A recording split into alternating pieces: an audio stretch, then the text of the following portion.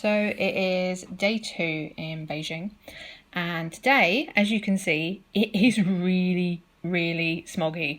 Like, you can barely see the buildings in the background there. So today is a mask day. We'll talk about this a little bit more in like a future video for like hints and tips for going to China. I was gonna say Japan then. China, not Japan yet, because masks are really important, especially if you have breathing problems. Like Leo has asthma, so this is really important to take with you. So, smoggy day. Not the best day to go and do the Forbidden City, but we're on a tight schedule, and this is somewhere I've always wanted to go, and it's an incredible place. Like, it's a bit like the Louvre in Paris. You will never see this in one day.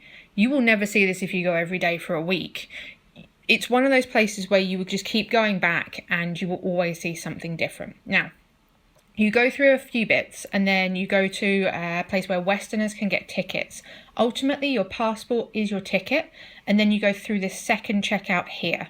Once you go through there, you have to go through a security check. You're going to go through multiple security checks. You're going to have your bag put through an x-ray machine several times between getting off the tube, which is Tiananmen West or East. You can get off at either, but both ones you will get your bag checked going into the station, out of the station, and before you even get to the front door.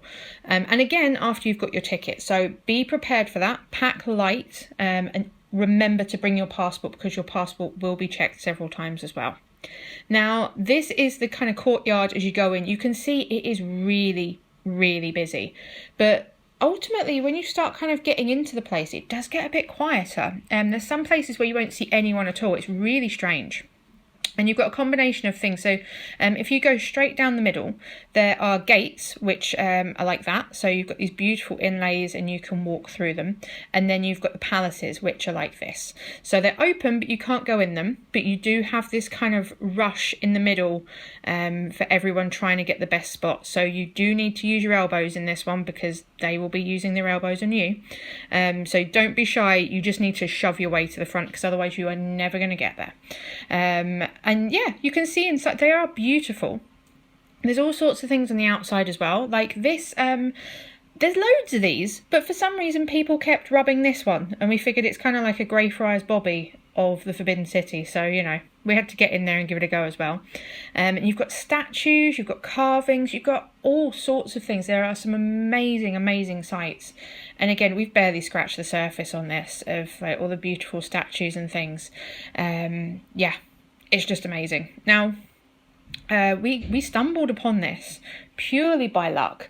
This is an exhibition of statues that have been in the palace, and just a little selection of them that you can go and see. And some of them, like, you're talking really old statues here.